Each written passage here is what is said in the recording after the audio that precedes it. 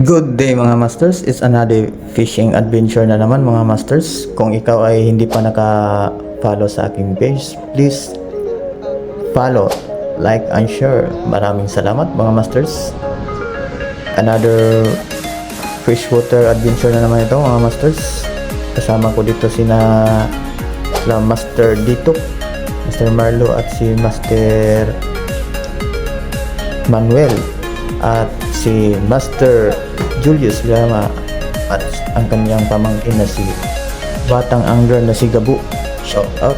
At dyan nga mga masters, umakyat pa ako sa puno mga masters para di lang mapansin ng isda mga masters, para nasa ibabaw lang ako. At dyan,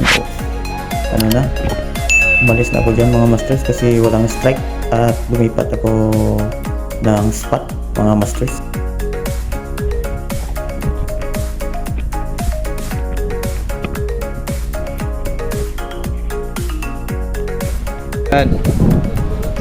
Kapatong ako ngayon mga master sa kahoy.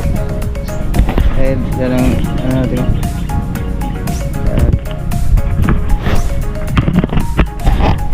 May pamain daw si Master Manuel. Nasumunod siya dito sa amin. Mga masters, puntahan natin si Master Manuel.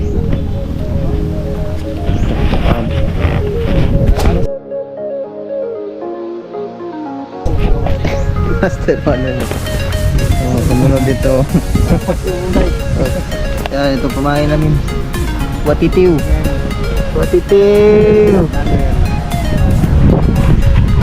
Dito mga masters, naka first catch din tayo mga masters. Akala ko tawag sa nito bunok, pero tawag na dito pag sa freshwater sa may punong ay sawil mga masters, parang tiki sa lagat mga masters. At dyan kuha na rin ako ng tilapia mga masters with assist ni Master Gabo. Shout out sa iyo Master Gabo at kay Master Julius.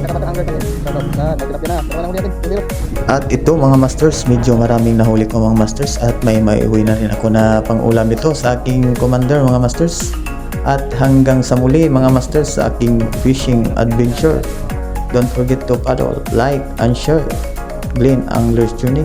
Maraming salamat po sa lahat. God bless us all. Fish on mga masters. And thank you for watching.